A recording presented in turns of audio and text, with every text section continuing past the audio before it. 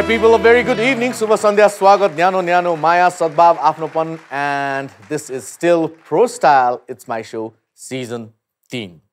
I hope and I pray 2020 जुन तरिकाले निराशमा गयो 2021 चाहिँ हाम्रो निकै आशमा जानेवाला छ।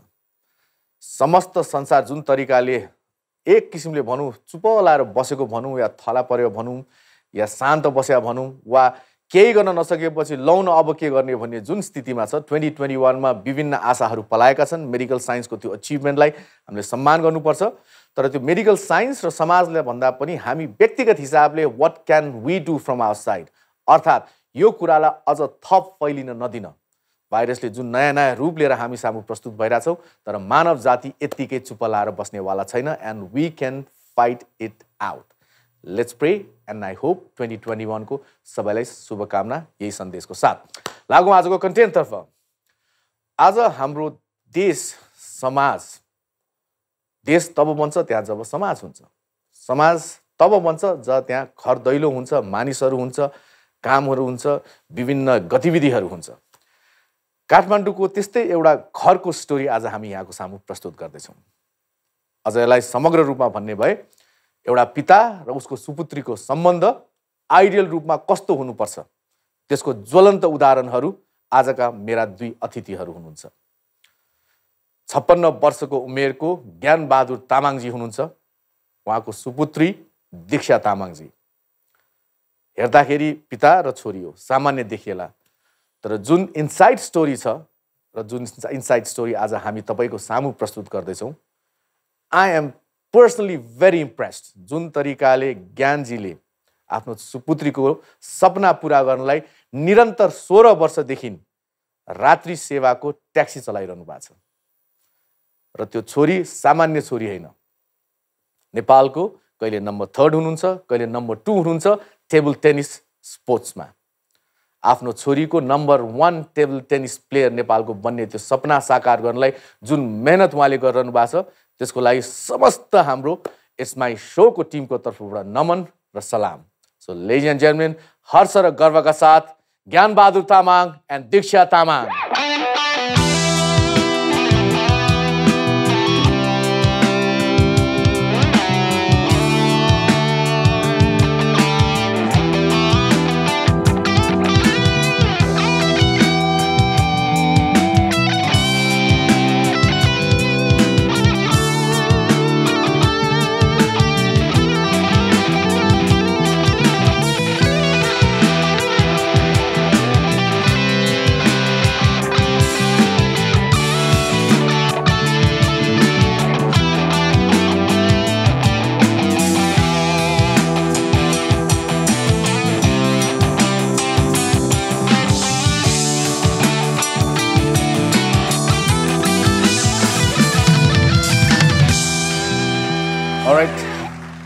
ज्ञानजी, Diksha ji, welcome to my show. Thank you.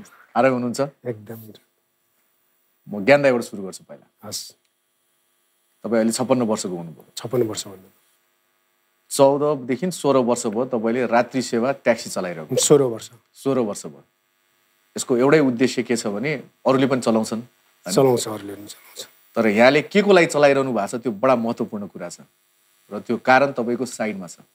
मेरो बच्चाको लागि, बच्चाको फ्युचरको लागि, बच्चाहरूलाई जसरी अब यो खेल जगतमा यहाँसम्म माथिसम्म पुग्नको लागि नै मैले यो गरेको हो। अलिकति आफ्नो बारेमा भन्नु ज्ञान दाइ। अरू पेशामा पनि तपाईँ आबद्ध हुनुभयो, व्यक्तिगत हिसाबले पनि मैले 2-4 वर्ष भयो तपाईलाई चिन्ने बुझ्ने मौका पाएको। हामी जस्तोहरूको दिन बिहान सुरु हुन्छ, तपाईको दिन साँझ पख सुरु हुन्छ। अलिकति यसलाई बुझाइदिनु त। मेरो चाहिँ बेलुका चाहिँ दिनभरि चाहिँ म अब अटो वर्कसपमै काम गर्छु। खास हाम्रो अटो वर्कसप छ साधु बाटोमा। त्यसपछि अटो वर्कसपको काम सिद्धिसकेपछि फेरि म नाइट ट्याक्सी लगेर हिँड्छु, रातभरि गाडी चलाउँछु लगभग बिहान 3-4 बजीसम्म। त्यसपछि आएर घरमा आएर खाना खाएर सुत्छु, अनि फेरि म 9-10 बजी उठेर फेरि अटो वर्कसपमा जान्छु।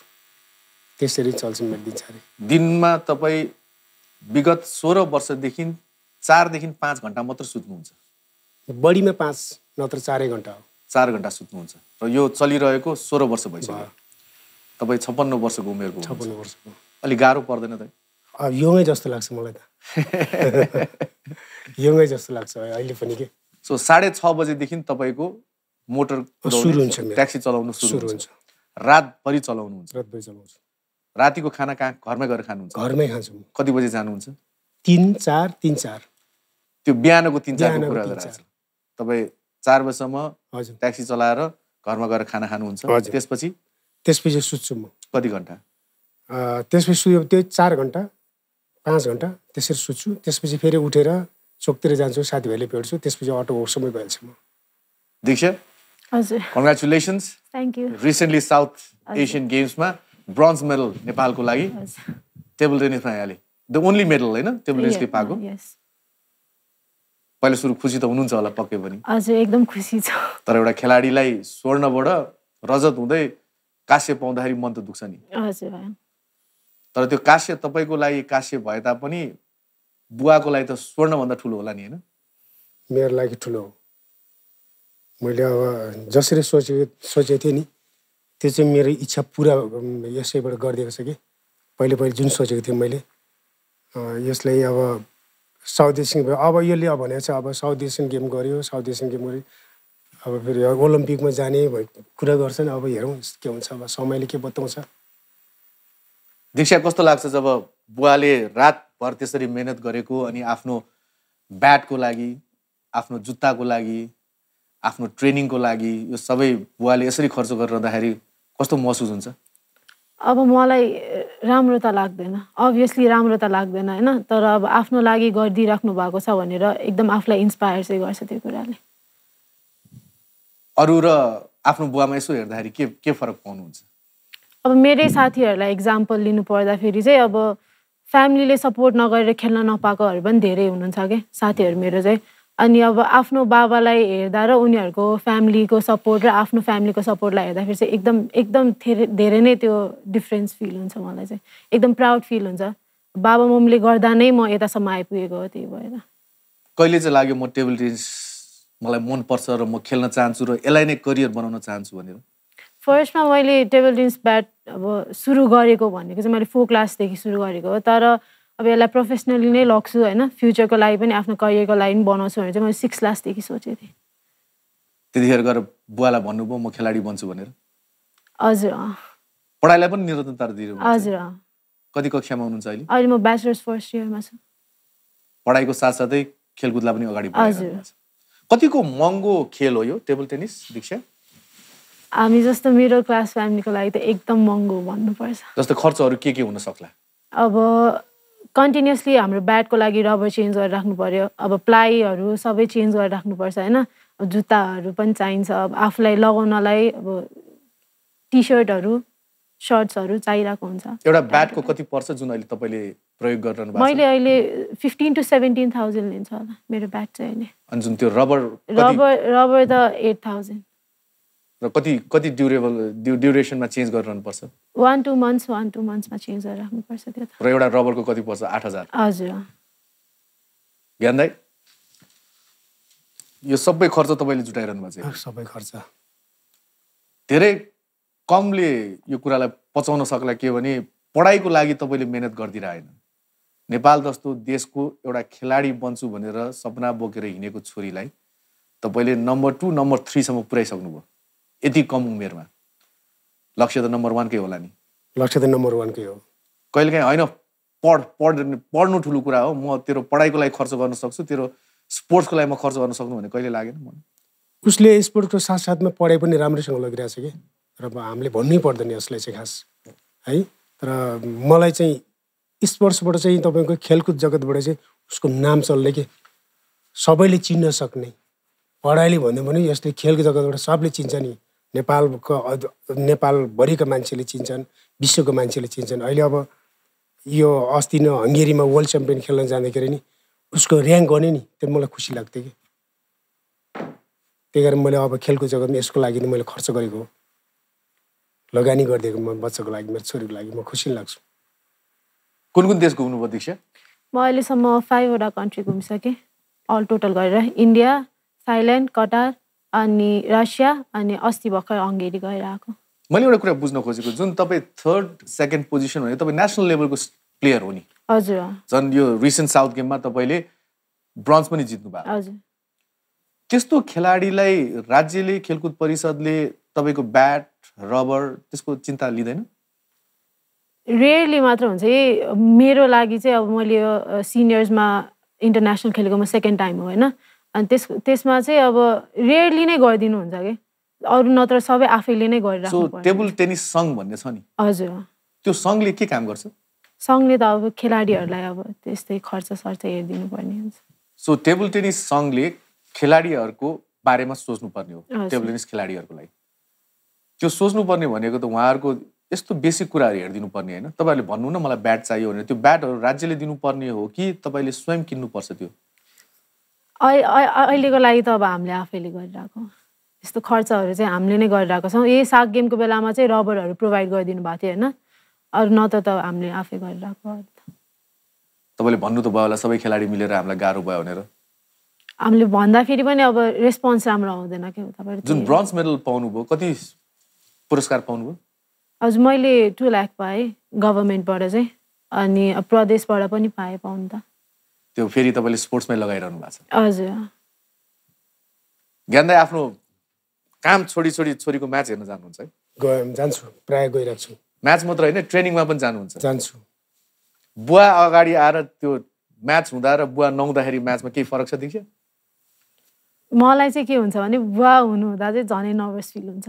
म्याचहरुमा चाहिँ भनौं न अब ल बुवा आउनु भयो अब राम्रो खेल्नुपर्छ झन् राम्रो खेलेर देखाउनुपर्छ टाइपको हुन्छ हैन तर बुवा अगाडि हुँदाखेरि चाहिँ आफूलाई एकदम सपोर्ट फिल हुन्छ के बाहिरको मान्छेले आफूलाई सपोर्ट नगरे पनि घरबाट आएर काम छोडेर सपोर्ट गर्दाखेरि चाहिँ एकदम खुसी लाग्छ मलाई ज्ञानदाइको 3 जना सुपुत्री 3 जना माइली अमेरिकामा हुनुहुन्छ कान्छी उहाँ भयो जेठी पनि यही हुनुहुन्छ जेठी अहिले मास्टर सिद्धिन लाग्दैछ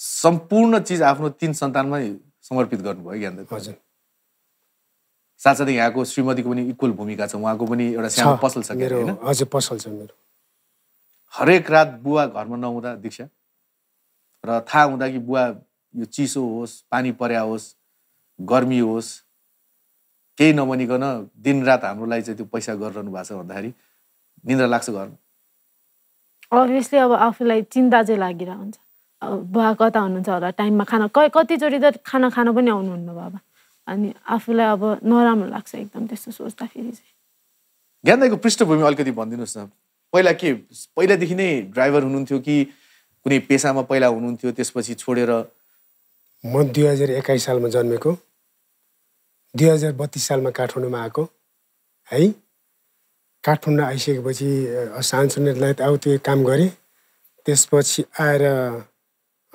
मैले बालकृष्ण शर्माको घरमा काम गर्ने मौका पाएँ नाटककार बालकृष्ण शर्माको घरमा काम गर्ने उसको भाइको घरमा नाटककार बालकृष्ण शर्माको भाइ चाहिँ कर्ण शमशेर घरमा काम गर्न पाएँ त्यसको साथसाथमा Nepal Korea friendship and culture एसोसिएसनमा काम गरेँ मैले अनि त्यसपछि म अनि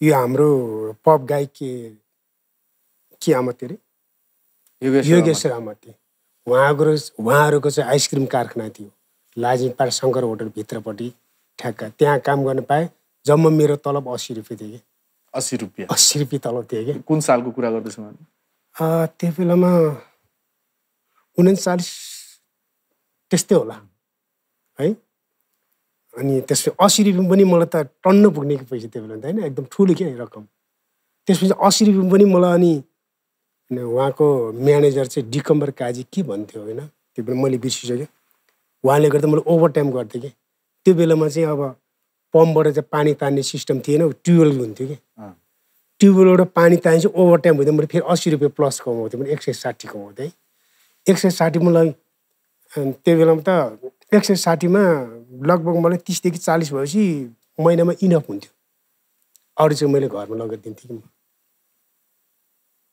मै बाबालाई दिन्थ्यो म तर मेरो बुवा चाहिँ नेपाल आर्मीमा हुनुहुन्थ्यो अनि नेपाल आर्मी भएपछि मेरो घरमा आउनु हुन थियो आमा मात्रै हुनुहुन्थ्यो अब दाजु पनि नेपाल आर्मीमा अनि त्यो भएर अनि घर सबै चोटि घरतिर चाहिँ प्रायः घरमा म आफै हेर्थेँ मेरो घरमा अनि ड्राइभरी पेसामा चाहिँ प्रवेश कसरी भयो?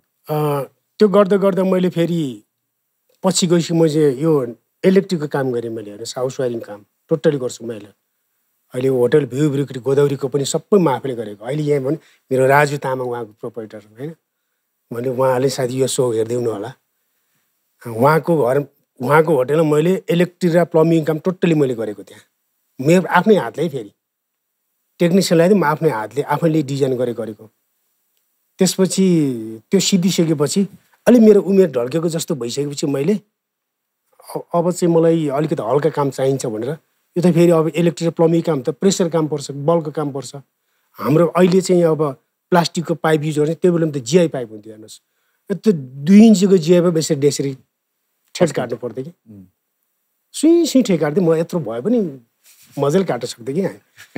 अनि त्यो भएपछि मैले अनि यो 64 सालदेखि कति सालदेखि चाहिँ 60 सालदेखि चाहिँ मैले अब चेन्ज गरेँ मैले।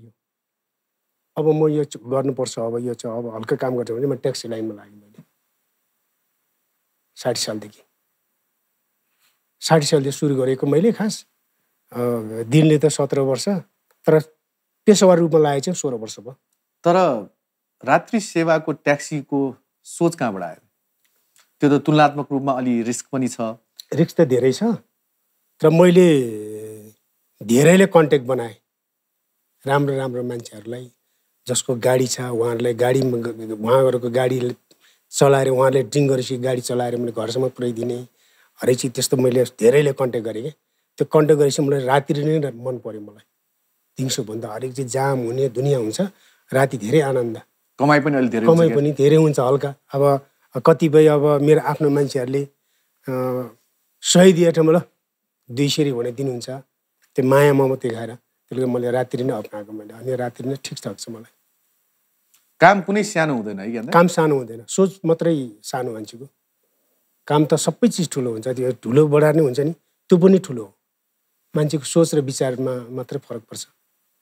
भन्न त मलाई कति भन्छ मान्छेहरूले ट्याक्सी ड्राइभर त यताउति भन्छ नि, तर मान्छेको सोचले फरक हुन्छ। तपाईँले मेहनतको कमाइ खाइरहनु भएको छ र मेहनत गरेर छोरीलाई त्यो स्तरमा पढाइ पनि रहनु भएको छ र खेलकुद जगतमा त्यो स्टार बनाइरहनु। हजुर, योभन्दा ठुलो कार्य के हुन सक्छ? मेरो लागि चाहिँ धेरै ठुलो, मैले चाहिँ धेरै ठुलो गरेँ जस्तो लाग्छ बच्चाहरूको लागि चाहिँ अहिले है। दीक्षाको साथीहरूलाई थाहा छ बुवाले के काम गर्नुहुन्छ, बुवाले कसरी यहाँको हेरचाह गरिरहनु भएको छ, कसरी यहाँको सबै खर्च जुटाइरहनु भएको छ भनेर साथीहरूलाई थाहा छ? सबैजनालाई थाहा छ। के भन्नुहुन्छ उहाँहरूले? प्राउड फिल गर्छ साथीहरूले पनि, अब गरिदिरहेको छ तिम्रो बाबाले त भनेर एकदम प्राउड फिल गर्नुहुन्छ। अब राति ट्याक्सी चलाउनुहुन्छ होइन, सबैजनालाई सबै थाहा छ मेरो बाबाको बारेमा चाहिँ। अब कतिचोटि गेममा अब ढिला 10-11 बजीसम्म गेम भयो भने बाबाले लिन आउनुहुन्छ क्या मलाई। अनि साथीहरू पनि उसको बाबा छ धन्न भन्नुहुन्छ साथी। उहाँहरूलाई चाहिँ त्यो साथ अलिक कम छ? हजुर, प्रायलाई चाहिँ मैले चिनेको प्रायलाई चाहिँ धेरै नै कम छ। तपाईँ अहिले कति वर्षको हुनुभयो? म 19 इयर्स ओल्ड भएँ। 19 इयर्समा तपाईँ नेपालको कहिलेकाहीँ नम्बर 2 कहिलेकाहीँ नम्बर 3 भइरहनु भएको छ। हजुर। नम्बर 1 कहिले हुने? अब यो पालि छिटो हुने। यहाँ छोरी नम्बर 1 भएको दिन के गर्नुहुन्छ? नम्बर 1 भएको दिन त्योभन्दा ठुलो खुसी चाहिँ अब अरूमा हुँदैन होला कि जस्तो लाग्छ मलाई। नम्बर 1 त हुनुपर्ने हो। अब त्यो बेलामा फाइनलमा चाहिँ अब यसले नम्बर 1 हुन सकेन होइन। अरू बेलामा त अब नम्बर 1सँग पनि गरेको हो। नम्बर 1लाई पनि एकचोटि हराएको हो यसले। ठमेल के गेम भएको थियो? Thamel open game. Thamel open गेममा नम्बर 1लाई नै हराएको उसले। तर नम्बर 1लाई हराएको चाहिँ कोही पनि छैन नेपालमा। नम्बर 1लाई हराउने अरू खेलाडी कोही पनि छैन। सो दीक्षाले चाहिँ हराएको? दीक्षा मात्रै हरायो एकचोटि चाहिँ। एक त खेलकुद, त्यसमाथि पनि टेबल टेनिस र यहाँको त्यो टेबल टेनिस प्रतिको माया र म के गर्न सक्छु यसमै भन्ने त्यो विश्वास र त्यो विश्वासमा आफ्नो पिताको त्यो साथ। म अलिकति बुझ्न नसकेको चाहिँ यहाँलाई के कुराले प्रेरित गरे? म अझ पनि त्यो कन्भिन्स भइसकेको छैन कि यहाँलाई के कुराले चाहिँ छोरीलाई म यति मेहनत दुःख गरेर पनि नम्बर 1 नै बनाउँछु त्यो पनि टेबल टेनिसमा भन्ने यो यहाँको के एउटा जमानाको कुरा हो। म पनि प्लेयरै थिएँ। कुन खेलसँग आबद्ध? म ताइक्वान्डो प्लेयरै थिएँ। त्यसपछि हाम्रो त अब आर्थिकदेखि लिएर हरेक चिजमा नाजुक हुन्छ नि त। अब राष्ट्रले हेर्दैन थियो नि। अब त्यो बेलामा त प्लेयरलाई पनि अब खेल्नको लागि पनि रङ्गशालै धाउनु पर्थ्यो, पावर लाएर त्यहाँ एडमिसन हुनु पर्थ्यो। सिधै गएर अहिलेको जस्तो सिधै गएर एडमिसन हुनु पाउँदैन थियो। त्यो त पावर लाएर हरेक ज्याक लाएर मात्रै त्यहाँ रङ्गशालामा गएर खेल्न पाइन्थ्यो, अहिले जस्तो होइन। तर त्यो बेलामा पनि अब मैले अब गर्न सकेन। अनि अहिले आएर चाहिँ मेरो बच्चाले गर्दा चाहिँ मलाई खुसी लाग्छ। मैले गर्न चाहिँ मेरो बच्चाले गरे नि, मेरो नाम त मेरो बच्चाले चलाइन् जस्तो लाग्छ कि अहिले खुसी लाग्छ। एउटा ब्रेक लियो होला ज्ञानदाई। गोइङ फर हाम्रो first commercial break. Diksha and ज्ञानदाई still in the house. Enjoy.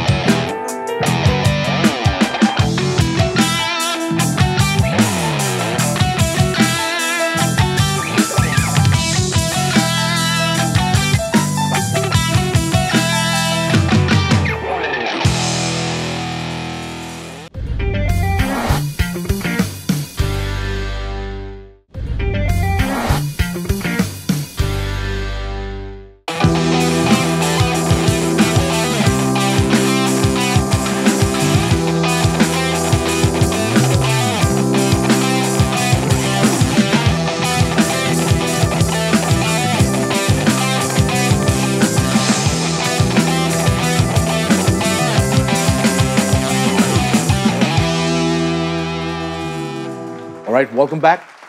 So Diksha, अलिकति दिनचर्या मलाई सुनाउनुहोस् न। यहाँको ट्रेनिङ कसरी भइरहेको हुन्छ, आफ्नो दैनिकी कसरी चल्छ यहाँको? मेरो अब यो कोरोना सुरु नहुनुभन्दा अगाडि चाहिँ म जहिले पनि बिहान बेलुकै खेल्थेँ होइन। अनि बिहान उठेर अब आफू फ्रेस भएर अनि त्यसपछि 8 बजे चाहिँ म खेल्नलाई हिँड्थेँ। अनि 11 बजीसम्म म खेलेर भ्याइसक्थेँ। अनि त्यसपछि आउँथेँ, खानसाना खान्थेँ, अनि अब यतिकै घरमा बस्थेँ। अनि बेलुका फेरि जान्थेँ। अब अहिले कोरोनाले गर्दाखेरि चाहिँ बिहान म यो एपिएफमा जागिर खाने भनेर सोचमा छु। अनि त्यही सोचको लागि चाहिँ म रनिङ गइरहेको हुन्छु बिहान। अनि बिहान रनिङबाट आएपछि चाहिँ अनि सिधै म मम्मीको पसलमा छिर्छु फर्स्टमा। अनि मम्मीलाई पसलमा हेल्प गर्छु, मम्मीसँग साथी बस्दिन्छु, म पसलमा बस्दिन्छ। अनि सँगै अब सटर तानेर हामी खाना खान जान्छौँ। अनि फेरि आयो अनि दिउँसभरि घरमै बस्छु, त्यही हो। सो कोभिडको दौरानमा अलिक गाह्रो परेछ, अरू बेलामा चाहिँ मोस्ट अफ द टाइम तपाईँको ट्रेनिङमै जान्छ। हजुर। ज्ञानदाईको पनि अलिक पेसामा कुरा गरौँ। कोभिडले यहाँको पेसालाई पनि असर गर्यो नि है? धेरै असर, म्याक्सिमम असर। अस्ति त 2 महिना 3 महिना जति त कोभिडले गर्दाखेरि केही पनि चल्न सकेन, एकदम खुम्चेर बसेँ। अब गाडी निकाल्न मिल्दैन, अब सबै तर्सिरहेको हुन्छ कोभिडले। प्रशासनमा त्यस्तै हो, कुनै पनि गाडी निकाल्न दिँदैन। कुनै पनि व्यक्तिहरू अब मेरो चिन्ने जानेहरूले बोलाउनु भयो भने मिलाएर यसो रोडमा निकालेर हस्पिटल पुर्याइदिने, कतै पुर्याउने गर्थे। दैनिक रूपमा कमाइ हुन्छ यहाँको? यहाँले यदि मोटर निकाल्नु भयो, ट्याक्सी निकाल्नु भयो र यहाँले चलाउनु भयो भने कमाइ हुन्छ, चलाएन भने हुँदैन? अनि 2 महिना 3 महिना त्यो स्थितिमा हुँदाखेरि आर्थिक रूपमा कतिको कठिन पर्यो? धेरै गाह्रो भयो त्यो बेलामा त। अब दिनभरि काम गरेर बिहान बेलुका छाक्टाने भनौँ न होइन शब्द, त्योमा धेरै गाह्रो भयो हामीलाई। अब कतिपयले सहयोग गर्नुभयो मेरो, अब ट्याक्सी चढ्ने मेरो मित्रहरूले, मेरो आफ्नो भन्ने मान्छेहरूले धेरैले सहयोग गर्नुभयो। दैनिकीमा कति कमाइ हुन्थ्यो ज्ञानदाई त्यतिखेर जब कोभिड थिएन? कोभिड नभनौँ त्यो 3000-3500 यसो एक रातमा। त्यो कमाइ हो कि त्यो आम्दानी हो? अर्थात् त्यो सबै तिरेपछि खल्तीमा बस्ने त्यसमा फेरि अब फ्युलको लागि त राख्नु पर्यो नि त, मेन्टेनेन्सहरू होला, फ्युलको लागि राख्नु पर्यो नि। त्यो 50-60 हजार महिनाको। त्यति कमाइले छोरीको त्यत्रो महँगो खर्च, सामग्रीहरू, अरू छोरीहरू हुनुहुन्छ, श्रीमती हुनुहुन्छ। त्यसपछि अटो वर्कसपमा काम गर्छु दिउँसो, त्यसबाट हल्का फुल्का आउँछ, टेक्निसियन काम गर्छु नि म। त्यही हो। जीवन के रहेछ ज्ञानदाई? अलिकति मलाई यहाँको यो एक्सपिरियन्सबाट चाहिँ, म यहाँभन्दा अलिकति कनिष्ठ पनि छु उमेरमा होइन, कान्छो पनि छु, मलाई एक्चुअली जीवन के रहेछ बुझाइदिनुहोस् न। जीवन एउटा सङ्घर्ष हो जस्तो लाग्छ। सङ्घर्ष बिना केही पनि चल्न सक्दैन, सङ्घर्ष लाग्छ मलाई त। मैले पनि व्यक्तिगत हिसाबले तपाईँलाई चिनेको 4-5 वर्ष भयो। मैले तपाईँलाई कहिले थाकेको देखिनँ। म थाक्दिनँ, दुःख देखेर डराउँदिनँ, म कहिले पनि थाक्दिनँ। अब सानैदेखि दुःख गरेको होला जस्तो लाग्छ मलाई। दुःख भनेको के हो, सुख भनेको के पनि थाहा छैन मलाई। दुःख भनेको म 20 घन्टा काम गर्छु म तर नि थाक्दिनँ। कहिलेकाहीँ त अब मैले एकचोटि जीवनमा एकचोटि गाडी चलाएको हजुरको यहाँबाट झापा गएर 48 घन्टा नन स्टप गाडी चलाएको। 48 घन्टा नन स्टप गाडी चलाउँदाखेरि मान्छेको यो छाला सबै सुकेर हड्डी मात्रै हुँदो रहेछ कि। अनि ब्लड सर्ट जमेको थियो आँखामा, ब्लड नन स्टप हेर्दाखेरि आँखामा ब्लड जम्दो रहेछ कि। तर त्यो ठिक त होइन नि, तपाईँले त्यो ठिक त गर्नुभयो होइन। तर पैसा लागि गरेको मैले। परिवारलाई पाल्नु पर्यो, भाडा तिर्नु पर्यो काठमाडौँमा। अब भाडा तिरेन भने घरबाट छोडेर जाऊ भनिहाल्छ अवश्य पनि, त्यसको लागि गरेको मैले। डे चलाइन पनि, डेमा पनि चलाइदिने लङ टुर, नाइटमा पनि चलाइदिने। यहाँबाट गयो झापा गयो, झापामा फेरि रातभरि बिहान पुग्यो, बिहान पुगेपछि झापा विराटनगर, त्यसपछि प्रोग्राम सिधेपछि फेरि आयौँ हामी। आइसकेपछि फेरि नारायणगढ आइपुग्यो, नारायणगढ त बिहानै आइपुग्यो होला होइन। त्यसपछि फेरि नारायणगढमा प्रोग्राम सिधेपछि काठमाडौँ आइपुग्यो। त्यसरी के दिन राति चलाउनु 48 घन्टा। दीक्षा थाक्दिनँ म चाहिँ। हिरो हुन्छ नि मानिसको होइन, युआर माई हिरो भने तपाईँको हिरो ज्ञान दाइ नै हो। उहाँ जतिको ठुलो हिरो तपाईँको लाइफमा कहिले पनि आउँदैन। हजुर, उहाँभन्दा ठुलो हिरो तपाईँको लाइफमा जीवनमा कहिले पनि आउँदैन। कहिले पनि आउँदैन। के लाग्छ जब बुवालाई हेर्नुहुन्छ, बुवाको परिश्रम हेर्नुहुन्छ, आफ्नो अचिभमेन्टहरू हेर्नुहुन्छ, कतिको नजिक हुनुहुन्छ बुवासँग तपाईँ? म एकदम मिल्छु। तीनजनामा आई थिङ्क तपाईँ अलि नजिक हुनुहुन्छ। हजुर। टेबल टेनिस एउटा कारण पनि होला, हजुर। तपाईँको उपलब्धि पनि अर्को कारण होला, हजुर। र तपाईँको कारणले गर्दा आज बुवा यहाँ हुनुहुन्छ इट्स माई सोमा, त्यो पनि गर्वको कुरा हो। हजुर। उहाँलाई हेर्नुहुन्छ के लाग्छ मनमा, के दिन मन छ बुवालाई? बुवालाई अब मलाई चाहिँ के फिल हुन्छ भने अब चाहिँ बुवा रेस्ट गर्नुपर्छ जस्तो लाग्छ। अब चाहिँ मैले कमाउन थालेर बुवाले चाहिँ रेस्ट गर्नुपर्छ जस्तो लाग्छ मलाई चाहिँ। तर बुवा त थाक्ने नाम लिनु भइरहेको छैन। अब बुवाको लागि बुवा थाक्नु हुँदैन होला, तर हामीलाई थाहा हुन्छ नि त अब लाइक बुवा दिनदिनै कस्तो विक देखिराख्नुहुन्छ नि त्यही। थकाइ कहिले महसुस भएन कि अन्त? थकाइ महसुस भएको छैन, अहिले पनि हुँदैन। अहिले पनि अब तपाईँ साँच्चै 56 वर्ष हो? 56 वर्ष। 21 साल साउनको 7 गते जन्मेको म, शनिबारको दिन जन्मेँ। होइन, यहाँको नागरिकता हेर्नु पर्दैन मैले, तर मैले सोध्नु खोजेँ किनभने शारीरिक रूपले पनि टचवुड यति स्पष्ट देखिनुहुन्छ र दिनको 4 देखि 5 घन्टा मात्रै सुतेर विगत यत्रो दशकौँदेखि पनि यो परिश्रम मेन्टली कहिले थाक्नु भएको छ? फिजिकली होइन दाइ, कहिलेकाहीँ थकान महसुस जीवनदेखि कहिलेकाहीँ त्यस्तो हुन्छ। कहिलेकाहीँ मैले केही पनि गर्न सकेन। मैले पहिले चाहिँ कस्तो सोच्छु भने मैले पढ्न पाइनँ भने सोच्थेँ कि मैले पढ्नै पाएन, अनि म नपढेको हुनाले मेरो बालबच्चाले पढाउनुपर्छ, अब अशिक्षितको कारणले गर्दाखेरि मान्छे गरिबीमा परिणत हुन्छ भन्ने एकदम सोच्थेँ। त्यो सोचेर नै मैले यसरी मेरो बालबच्चाको लागि शिक्षा दिएर नि यहाँसम्म पुर्याउन सकेको मैले। अनि थाक्दिनँ म चाहिँ खास। म पढ्न पाइनँ। बालकृष्णसम्मको भाइकोमा बसेर मैले नन्दीरात्री स्कुल छ नि नागपोखरी, त्यहाँ 8 कक्षासम्म पढेँ मैले। त्यहाँदेखि पढ्न पाइनँ। मसँगै पढ्नेहरू चाहिँ अहिले सचिव छन्, मसँगै पढ्नेहरू पुलिसको एसपी पनि छन्, तर मैले पढ्न पाइनँ। म किनभने हाम्रो जातिमा पढाउँदैन थिएँ कि पहिला, पढ्नको लागि वास्तै गर्दैन थिएँ कि। हामी तामाङ जाति हो, त्यस्तो गर्दैन थिएँ कि पहिला। अहिले चाहिँ भनेर हाम्रो तामाङ जातिहरूमा अलि शिक्षित भए 2000 यो तपाईँको कति यो 46 सालदेखि यता, नत्र त्योभन्दा अगाडि चाहिँ थिएन। ओके, दीक्षाको सपना अब के? गोल्ड मेडल बाहेक त वर्ल्ड च्याम्पियनसिपको लागि पनि तयार गरिरहनु भएको छ होइन? सो अल द बेस्ट हाम्रो तर्फबाट। तपाईँ भर्खर 19 वर्षको हुनुहुन्छ र यो हासिल गर्नु भनेको सायद म 19 वर्षमा हुँदाखेरि मैले खासै जीवनमा केही अहिले पनि केही गर्न सकेको छैन, त्यतिखेर पनि खासै केही गर्न सकेँ। तर जुन नेसन वाइज जुन तपाईँले चाहिँ अचिभ गरिरहनु भएको छ त्यसको लागि ठुलो सम्मान त हाम्रो छ नै, तर अबको दिनमा चाहिँ यहाँको ड्रिम के हो? मेरो त पहिल्यैदेखि ड्रिम भनेकै ओलम्पिक्स हो। पहिल्यैदेखि ओलम्पिक्समा चाहिँ एकदम पार्टिसिपेट चाहिँ एकदम धेरै नै गर्न मन छ होइन। अब ओलम्पिक्समा आफूले मेडल ल्याउनु भनेको त त्योभन्दा ठुलो कुरा त केही पनि हुँदैन, तर ओलम्पिक्समा पार्टिसिपेट चाहिँ एकदम मेरो एकदम ठुलै ड्रिम हो त्यो चाहिँ। आफूले आफूलाई पनि हेर्नुहुन्छ होला, त्यो पदक पाएको विनरहरूलाई पनि हेर्नुहुन्छ होला, के कारणले चाहिँ म त्यहाँ पुगिरहेको छैन जस्तो लाग्छ दीक्षा? हाम्रो यहाँ ल्याक अफ ट्रेनिङ।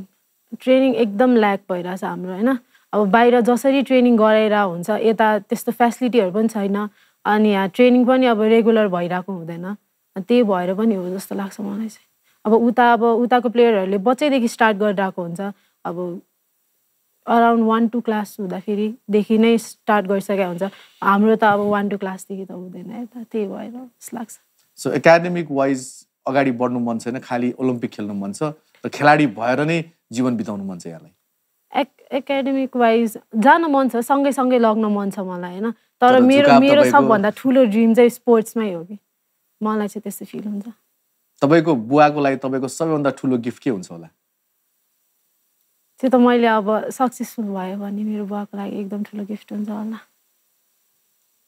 यान्दै छोरीबाट चाहेको तपाईँलाई सबभन्दा ठुलो उपहार के हो जीवनमा भनिदिनुहोस् आज छोरीबाट चाहेको चाहिँ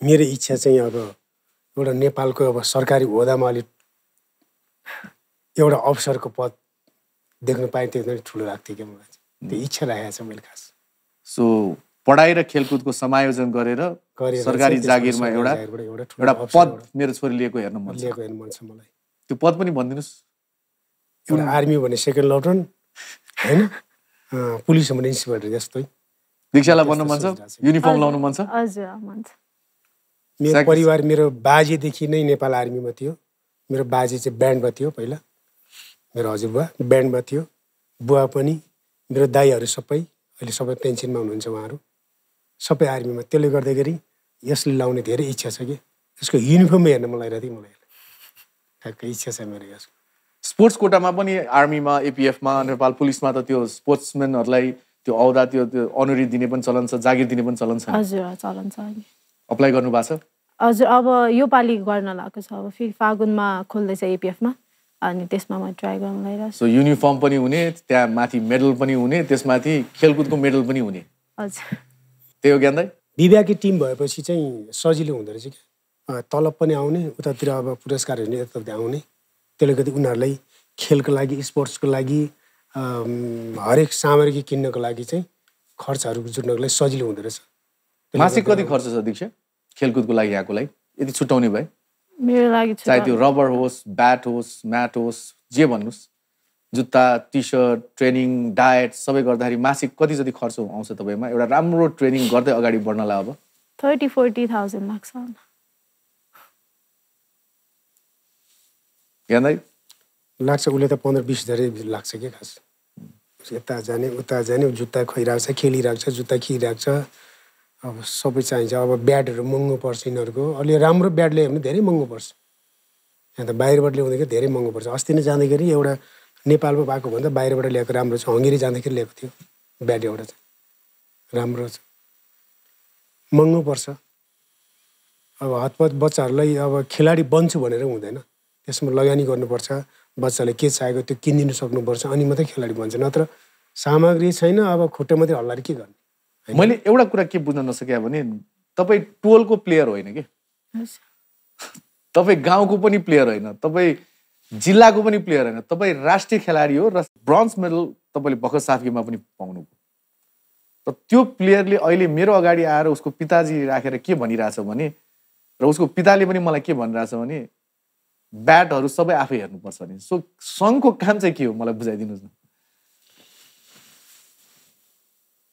सङ्घको काम त त्यही खेलाडीलाई हेर्नुपर्ने नै हो तर अब सङ्घ विक छ भनौँ न यसलाई विक भनिन्न दीक्षाजी यसलाई गर्न नसक्या भनिन्छ हजुर होइन र हजुर एउटा खेलाडीलाई तपाईँ ल त राष्ट्रिय स्तरको खेलाडी होस् भनेर पनि भन्ने उसको सानोतिनो कुराहरू पनि घर परिवारबाट मिलाइदिने भए त त्यो सङ्घ भए नभए एउटै होइन र भने नभएको जति हो मेरो लागि त तपाईँको लागि टेबल टेनिस सङ्घ भनेको तपाईँको पिता हो हजुर करेक्ट यस एन्ड सिज त्यो कति नमिठो कुरा हो नि जतिजनाले हेरिरहनु भएको छ अब म यसमा केही बोल्नुपर्छ जस्तो लाग्दैन तपाईँहरू मभन्दा विद्वान हुनुहुन्छ त्यही भएर सायद त्यो पद ओगटेर बसिरहनु भएको छ होला तर यस्तो स्टोरीहरू चाहिँ यो यहीँसम्म ठिक छ तर यो जब ग्लोबल हुन्छ यो राष्ट्रको इज्जतको कुरा आउँछ र राष्ट्रको इज्जतसँग जब कुरा आउँछ त्यहाँ हामी सबैजनाको चासोको विषय हो यो चाहिँ राम्रोसँग बुझिरहनु होला rest you know it okay ज्ञान दाइ अब चाहिँ जिन्दगीमा म यो बाटो लिन्छु यो बाटो लिन्छु म यो व्यवसाय लाग्छु म अझ सिम्प्लिफाई गरिदिन्छु अबको 5 वर्ष पनि तपाईँ यतिकै गरिरहेको हुन्छ कि अझै म 10 वर्ष यो गर्छु भन्ने सोचमा छु अब अहिले 56 भयो नि होइन 56 10 प्लस गर्छु कति भयो 66 गर्न सक्छु अझै तपाईँलाई के लागिरहेछ भने अर्को 10 वर्षसम्म फेरि तपाईँ जब तपाईँ 66 वर्षको पुग्नुहुन्छ हजुर तबसम्म यही जोस र जागरले दिनको 4 घण्टा सुतेर गर्न सक्छु तपाईँ रातभरि ट्याक्सी चलाउन सक्छु जस्तो लाग्छ सक्छु साइड बाई साइड गराज पनि चलाइरहनु भएको छ यताउता आफ्नो अरू कार्य पनि गरिरहनु भएको छ पेसा चेन्ज गर्नु मन लागेन कहिले यसो चाँडै अलिकति आम्दानी हुने पेसातिर व्यवसाय गरौँ जस्तो लागेन त्यो मलाई अब व्यापार अरू व्यापार गर्नलाई अलिक चलाकी हुनुपर्ने म चलाक छैन है त्यसले गर्दाखेरि मलाई यो नै सोझो सिधा काम के जसले जहाँ पुर्याइदियो भने राख्यो पुर्याइदियो पैसा लियो त्यो आनन्द छ मेरो सारा सबैले मलाई चिन्छ पनि यो ट्याक्सी लिनेमा ज्ञानदै भनेपछि धेरैले चिन्छ है ट्याक्सी चलाइमा ट्याक्सी सर्भिस दिनेमा ज्ञानदै भनेपछि वा ज्ञानदाई भने सबैले यसो गर्छ मलाई खुसी लाग्छ के ज्ञानदाई भनेपछि सब एकदम खुसी लाग्छ ठमेल गयो चकतिर गयो नि ज्ञानदाई भनेर यसो गरेको हुन्छ मलाई ए कस्तो नाम चलेछ क्या जस्तो लाग्छ ट्याक्सी चलाउनु कि झम्सिकल गयो नि ज्ञानदाई भन्छ यसो हेर्छु म चिनेको हुँदैन उहाँले मलाई चिन्नुहुन्छ कि अनि कुरा गर्दाखेरि कोही त्यस्तै व्यक्तिहरू जसले चाहिँ तपाईँले अलिकति आफ्नो स्टोरी सुनाउँदाखेरि पनि ल म हेर्छु छोरीको लागि भन्नेहरू पनि भेट्यो होला नि यत्रो वर्षमा त कोलाई राख्नुभयो ट्याक्सीमा अब एकचोटि मैले यो रोटरी क्लबको अध्यक्ष भूप अध्यक्ष भन्ने भेट्नु भएको थियो उहाँले अनि त्यो बेलामा मेरो छोरीको चाहिँ यो कान्तिपुर टेलिभिजनले नै खिच्नु भएको थियो स्पोर्ट्स सम्बन्धी खिच्नु भएको थियो अनि उहाँले भन्नु थियो अब मलाई भेट्यो मेरो ट्याक्सीमै चढ्नु भयो उहाँ झम्सिकेलबाट चाहिँ उहाँ मारेसँग जानुपर्ने छ उहाँको घर अनि कुरो गर्दै जाँदै हाम्रो कुरो भयो अनि म तिम्रो छोरी र तिमीलाई बोलाउँछु म रोटरी क्लबको एउटा ठुलो कार्यक्रम हुँदैछ रेडिसनमा तिमीलाई बोलाउँछु ल भनेर नम्बर लिनुभयो तर बोलाउनु भएन उहाँले त्यो अवसरसम्म दिने हो कि खास सबैको त्यस्तै हो अनि त्यसमा फेरि म अरूले दिएको अवसर म पर्दैन कि म आफ्नै उसमा मात्रै हो यहाँलाई थाहा छ यहाँले के गर्नुपर्छ म आफै थाहा छ त अरूले दिन्छु अरूले गरिदिन्छु भन्ने आशामा भर गरिदिने म भन्नु त भन्नुभएको थियो धेरैले भन्नुभएको छ अब भैँसपाटतिर अब नाम त नलिउँ है एकजना भाइले पनि भनेको थियो छोरीको लागि पुरा स्पोर्ट्सलाई म स्कलरसिप गरिदिनु त कुरै मात्रै भयो 3 वर्ष त भयो है कुरै मात्रै भयो तर यहाँ यो सोबाट पनि उहाँले थाहा हुन्छ होला सायद ओके बुझिसक्नु होला नो वरिज अहिलेको लागि अर्को एउटा ब्रेक लियो होला ज्ञान है going for get another commercial break be right back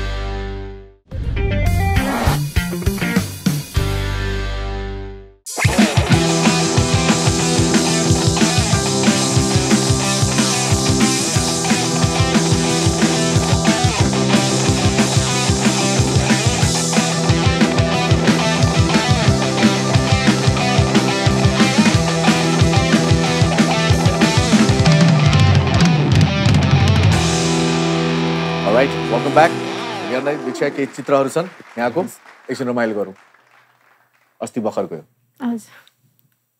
closing ceremony ज्ञानले गराउनु भएको थियो हेर्नु क्लोजिङ सेरेमनी त्यो जब राउन्ड लगाइन्छ आफ्नो छोरी मेडल भिरेर त्यहाँ घुमिरहँदा कस्तो लाग्यो धेरै खुसी लाग्यो मलाई म हेरेर आनन्द लिएर बसिरहेँ दीक्षालाई कस्तो लाग्यो मेरो बाउले मलाई हेरिरहेछ कुनै कुनाबाट हजुर मैले फोन गरेर नि सोधेको थिएँ तपाईँ कुन कुनामा हुनुहुन्छ अनि हेर्न पनि गएको थिएँ बाबालाई मैले जीवनको सबभन्दा ठुलो इन्टरनेसनल यही हो तपाईँको अहिलेसम्मको ठुलो वर्ल्ड च्याम्पियनसिप हो ठुलो तर यो आफ्नै कन्ट्रीमा मेन त त्यत्रो ठुलो क्राउडको अगाडि चाहिँ एकदम राम्रो एक्सपिरियन्स भएको थियो यसले ऊर्जा दिन्छ अझ हजुर अझ गरौँ जस्तो लाग्छ होइन तपाईँलाई पनि बुवालाई पनि केही भन्नुहोस् कि अन्त तपाईँलाई जे लाग्यो मलाई त्यो चित्र हेर्दा जे मनमा लाग्यो त्यही भन्नुहोस् खुसी लाग्छ मलाई बच्चालाई गर्दाखेरि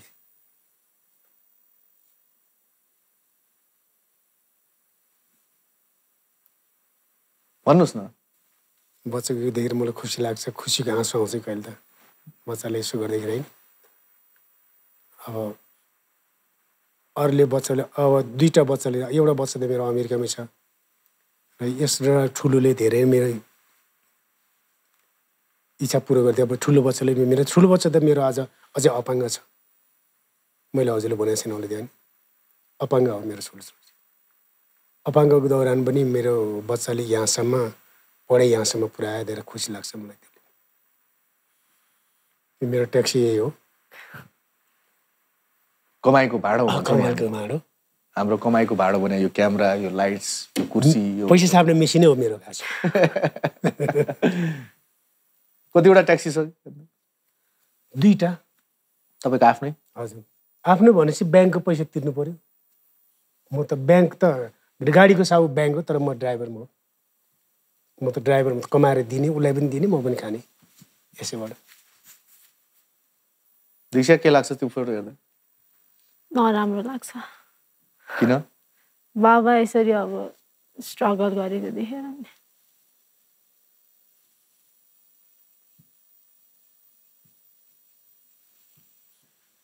गाह्रो हुन्छ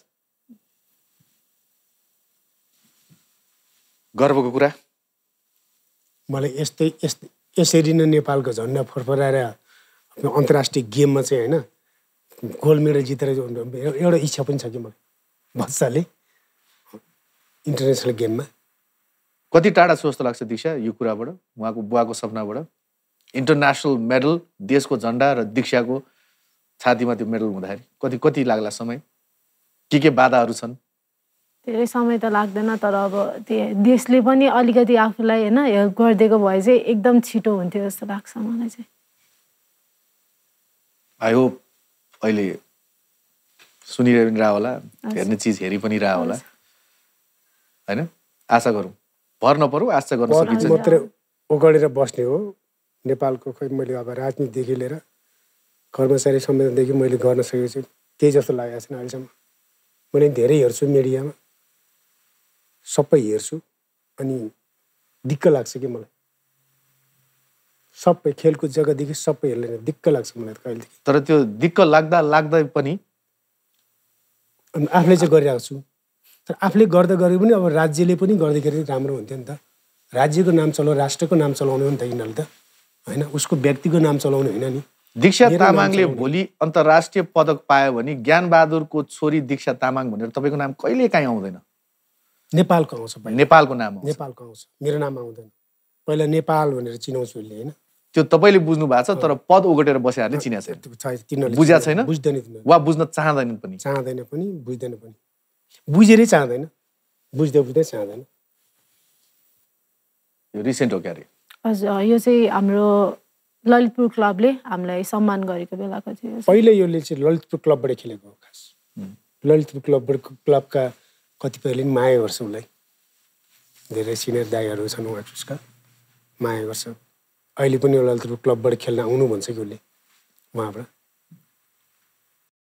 well Diksha so proud of you thank you yo पदक फेरि थपियोस् त्यो पदक थपिएपछि त्यो पदकको साथसाथै बुवाको सपना छ युनिफर्म पनि लाउने कि नेपाली सेनाको कि नेपाली पुलिसको त्यो सेनाको त्यो पदकदेखि लिएर युनिफर्म पनि सबै होस् and my best wishes to you thank you Gyan दाइ जति सम्मान गरौँ त्यति कम लागिरहेछ मलाई आज तपाईँले आफ्नो सुपुत्रीलाई गरेको 1% मैले मेरो सुपुत्रीलाई गर्न पाएँ भने मेरो जीवन धन्य हुन्थ्यो र म तपाईँबाट धेरै कुरा सिकिरहेको छु र तपाईँ र मेरो जुन सम्बन्ध पनि छ एकअर्कालाई हामी चिन्छौँ क्यामेरा पछाडि पनि म जीवनभर तपाईँको साथमा त हुन्छु नै र तपाईँबाट छोरीलाई कसरी यति मिठो संस्कार दिने भन्ने पनि तपाईँबाट म सिक्न चाहन्छु धन्यवाद कस्तो लाग्यो यसमा सोमा आएर यहाँ आएर एकदम खुसी लागेको छ केही भन्न चाहनुहुन्छ सर्वप्रथम त मलाई जसरी यहाँ म उपस्थित हुन सकेँ इसमै सोलाई धेरै धेरै धन्यवाद इस्माइल सरको परिवार सबैले धेरै धेरै धन्यवाद। बाँकीपुर त अब दीक्षालाई कस्तो लाग्यो? मलाई त यत्रो ठुलो प्लेटफर्ममा आएर यसरी बोल्न दिनुभयो होइन, त्यसको लागि एकदम धेरै थ्याङ्क यू। किनभने मैले त्यस्तो ठुलो पदक जितेर आएको पनि त होइन, तर भविष्यमा चाहिँ म अझै पनि ठुलो पदक जितेर फेरि आउने छु यो सोमा भन्ने। यो कार्यक्रममा केही हासिल गरिसकेपछि मात्रै आउने होइन, त्यो त आफ्नो पाटो होला नै। हासिल गर्ने लक्षण र क्षमता हुनासाथ एउटा प्रोत्साहनको रूपमा पनि हामी यो काउच प्रदान गर्छौँ, एक। र अर्को कुरा, यति ठुलो प्लेटफर्म किन होइन भने जुन योगदान तपाईँको बुवाले तपाईँको जीवनमा गर्नुभयो र जसरी तपाईँले जीवनमा अगाडि बढिरहनु भएको छ त्यो कम्पेयर गर्ने भए यो सो के पनि ठुलो कुरा होइन। यो सो किन आज धन्य भयो भने तपाईँ जस्तो व्यक्तित्वहरू यो काउचमा आएर बसिदिनु भयो र यो मैले भन्नको लागि मात्र भने होइन, आई रियली मिन इट। र ज्ञान दाइले मलाई व्यक्तिगत जुन तरिकाले चिन्नुहुन्छ उहाँलाई थाहा छ, मैले भनेको कुरा मनबाटै भन्छु। ज्ञान दाइ आगामी दिन अझ सफल होस्, धन्यवाद। 66 वर्षसम्म ट्याक्सी चलाउन नपरोस्, चाँडै नै तपाईँको अर्को व्यवसाय अन्तर्गत राम्रो हुँदै जाओस्। छोरीले अघि जुन भन्नुभयो अब बुवाले रेस्ट गर्नुपर्छ मेरो पालो भनेर, यो तीनैजना छोरीले मिलेर तपाईँले जुन संस्कार उहाँलाई दिनुभयो, जुन मेहनत दिनुभयो, जुन पसिना बगाउनु उहाँको लागि, फर्काउने पालो यहाँको है दीक्षा, थाहा छ नि। सो त्यो भएको चाँडै नै हेर्न पाऊँ र त्यो खुसियाली चाहिँ फेरि हाम्रो अडियन्समा हामी साट्न पाऊँ। Thank you so much. जय होस्।